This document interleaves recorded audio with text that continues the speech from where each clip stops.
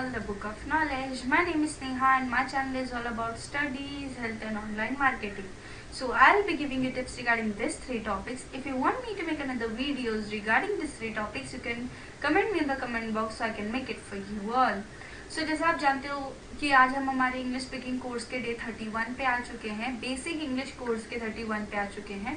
बहुत दिन से मैंने वीडियो इंग्लिश के उस पे नहीं डाली थी बिकॉज ऑफ सम रीजन, सो इसके लिए I am really very sorry. But आज से हम फिर से कंटिन्यू, मतलब जितने भी और 30 डेज बचे हैं बेसिक इंग्लिश कोर्स के, वो मैं खत्म कर दूंगी और फिर उसके बाद हम एडवांस कोर्स में भी जाएंगे, जिससे आपकी इंग्लिश और भी ज़्यादा फ्लुएंट हो जाएगी।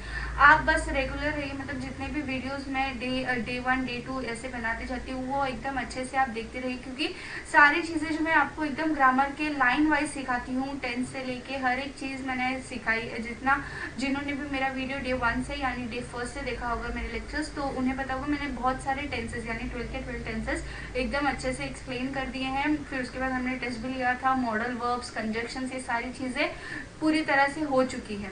और डे 30 में मैंने आपके लिए कुछ इंग्लिश स्पीकिंग के, मतलब आप कितने अलग अलग वे से आप अपने एक्सप्रेस कर सकते हो थॉट्स को, थैंक यू को कितने तरीकों से बोल सकते हो, सॉरी को कितने तरीकों से बोल सकते हो, रिक्वेस्ट कितने तरीकों से कर सकते हो, ये सारी चीज़ें के ऊपर मैंने आपको बहुत कुछ वर्ड्स बताए हैं, बहुत सारे सेंटेंसेस भी बताए हूँ। सो आज हम आ गए हमारे डे 31 पे। आज के वीडियो में बहुत सारे लोगों को लेट और गिव में डिफरेंस नहीं पता होता है। लेट और गिव में हम लेट कहाँ यूज़ करें, गिव कहाँ यूज़ करें, इसमें बहुत ज़्यादा कंफ्यूजन होता है कि हम, क्योंकि हिंदी में जब आप देखने जाओ, इंग्लिश में तो लेट और गिव दोनों अलग अलग चीज़ें हैं, बट जब हिंदी के सेंटेंसेस से आप उनको जोड़ते हो तो दोनों का मतलब सिर्फ दो ही निकलता है। दो मतलब एक दो वाला दो नहीं, दो मतलब कोई चीज अगर आप किसी से मांग रहे हो तो दो, दे, ये सब वाले दो, दे, ये सारी चीजें। तो इसके लिए हिंदी में दोनों का मतलब दो या दे ही होता है, तो उसमें बहुत कंफ्यूजन रहता है जब आप हिंदी से रिलेट करके उसको इंग्लिश में लिखते हो। तो आज के वीडियो में मैं आपको पूरा अच्छे से बताने वाली हूँ कि लेट और गिव में क्या फर्क है, आप कहाँ पे लेट यूज करोगे, कहाँ पे गिव यूज करोगे, फॉर्मूलाज क्या है। और जैसे मैं आपको हर चीज में हिंदी से रिलेट करके बताती हूँ, तो हिंदी के आप उसका हिंदी में मतलब क्या है, हिंदी में आप कैसे यूज करोगे, सारी चीजें हिंदी से रिलेट करके आपको इंग्लिश में मैं सिखाने वाली हूँ। सो आज के वीडियो के बाद आपको बहुत अच्छे से पता चल जाएगा कि लेट कहाँ यूज करना है और गिव कहाँ यूज करना है, ये दोनों का डिफरेंस क्या है। सो चलिए, लेट्स गेट स्टार्टेड। सो जैसा आप देख सकते हो यहाँ पे लिखा है इंग्लिश स्पीकिंग कोर्स डे 31, क्योंकि आज हम आ गए हमारे इंग्लिश स्पीकिंग कोर्स के डे 31 पे। जैसे मैंने आपको स्टार्टिंग में कहा था, today we are going to learn the difference between let and give. Let और गिव के बीच में क्या डिफरेंस है, क्या अंतर है, ये हम जानने वाले हैं आज की वीडियो में। तो लेट और गिव से रिलेटेड में हम कौन कौन से टॉपिक्स कवर करने वाले हैं, चलिए पहले वो देखते हैं। सबसे पहला हम फॉर्मूला जानेंगे कि लेट और गिव को सेंटेंस में बनाने के, मैं आपको हर चीज के लिए फॉर्मूला दे देती हूँ ताकि आपको सेंटेंसेस बनाने में कोई दिक्कत ना हो। तो इसके लिए लेट और गिव को भी बनाने का कुछ तो फॉर्मूला होगा, तो वो फॉर्मूला मैं आपको बताने वाली हूँ।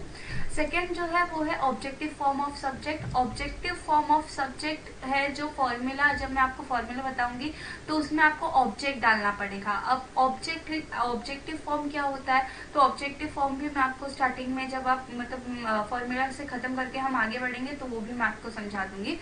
और फिर थर्ड जो चीज हम सीखने वाले हैं वो है एग्जाम्पल्स, जो कि दोनों, जब मैं आपको फॉर्मूलाज और ऑब्जेक्टिव फॉर्म क्या होता है ये सारी चीजें बता दूंगी अच्छे से, तो मैं आपको हिंदी के सेंटेंसेस भी इंग्लिश में कन्वर्ट करके बताने वाली हूँ, तो वही हमारा एग्जाम्पल्स होगा। सबसे पहले हम ये जानते हैं Hindi word for let and give. जैसे मैंने आपको स्टार्टिंग में बता दिया था, बट फिर से मैं एक बार बता देती हूँ, दो, दिया या दे। हिंदी इंग्लिश में जब हम बोलते हैं ना कि कोई भी चीज को देना या लाइक गिव, तो गिव, और तो हिंदी में जब हम आते हैं तो लेट और गिव दोनों का सेम ही मतलब होता है, दो, दिया या दे। मतलब सेम नहीं होता, मतलब नहीं बोल सकते हाँ, बट उनका जो भी वर्ड्स है लिखने का वो सेम ही रहता है, इसके लिए बहुत ज्यादा कंफ्यूजन होता है। तो ये हमारे हिंदी वर्ड क्या थे लेट और गिव के, ये भी हमने जान लिए। अब चलिए फॉर्मूला पे आते हैं। तो सबसे पहले फॉर्मूला में हम देखते हैं कि फॉर्मूला, आप कोई भी हिंदी सेंटेंसेस को इंग्लिश में कन्वर्ट करते वक्त आपको कैसे कैसे, कौन सा सीक्वेंस में आपको सेंटेंस बनाना है। तो सबसे पहले आपको लेट या गिव में से लिखना है, लेट या गिव जो भी वहां पे लगेगा वो क्या लगेगा, वो भी मैं आपको कौन से सेंटेंस में लेट लगाना है, कौन से सेंटेंस में गिव लगाना है, ये भी मैं आपको बताने वाली हूँ। तो जो भी लेट या गिव लगता होगा वो आपको लगाना है। दूसरा ऑब्जेक्टिव ऑब्जेक्टिव फॉर्म क्या होता है ये भी मैं आपको बताऊंगी। ऑब्जेक्ट, सबसे पहली बात, ऑब्जेक्ट मैंने आपको अभी तक बताया नहीं, बट ऑब्जेक्ट नॉर्मली मैंने जितने भी एग्जांपल्स लिए हैं उसमें एक आध बार ऑब्जेक्ट आ गया होगा। तो ऑब्जेक्ट में मैंने आपको ये बताया था कि कोई भी चीज का जो भी ये मतलब सामान जो होता है ना, कोई भी चीज का अगर कोई भी सेंटेंस में आप कोई सामान का नाम ले रहे हो तो उसी को ऑब्जेक्ट कहा जाता है, जो कि बाकी के सेंटेंस में चलता है, बट लेट और गिव में ऑब्जेक्टिव फॉर्म आ गया है। अभी ऑब्जेक्टिव फॉर्म क्या है, तो जो भी हमने सब्जेक्ट देखे होंगे, हमने फर्स्ट डे में जब हमारा इंग्लिश स्पीकिंग कोर्स का फर्स्ट डे था तभी मैंने आपको बहुत सारे सब्जेक्ट्स बताए थे, I, you, we, they, he, she, name it, ये सारी चीजें मैंने आपको बताई थी सिंगुलर और प्लूरल के। तो ये सारे सब्जेक्ट हैं। जब हम सब्जेक्ट को ऑब्जेक्टिव फॉर्म में लिखते हैं, ऑब्जेक्टिव फॉर्म में कैसे लिखेंगे, वो सब्जेक्ट्स के ऑब्जेक्टिव फॉर्म क्या है वो भी मैं आपको आगे चल के बताऊंगी। आपको बस करना ये है कि आप एक नोटबुक ले लो और एक पेन ले लो, उसको अच्छे से दोनों पूरे ऑब्जेक्टिव फॉर्म को, हर एक सब्जेक्ट के ऑब्जेक्टिव फॉर्म को अच्छे से लिख लो और धीरे धीरे करके उन्हें पढ़ो। बहुत इजी है, आपको फटाक से आ जाएगा, आपने बहुत सारे सेंटेंसेस में देखे रहोगे। मैं आपको थोड़े हिंट देती हूँ, जैसे ही का हिज होता है, हर, ये सारी चीजें जो है ना वही सारे ऑब्जेक्टिव फॉर्म्स कहलाते हैं। तो यही ऑब्जेक्टिव फॉर्म के पूरे लिस्ट मैं आपको आगे चल के देने वाली हूँ।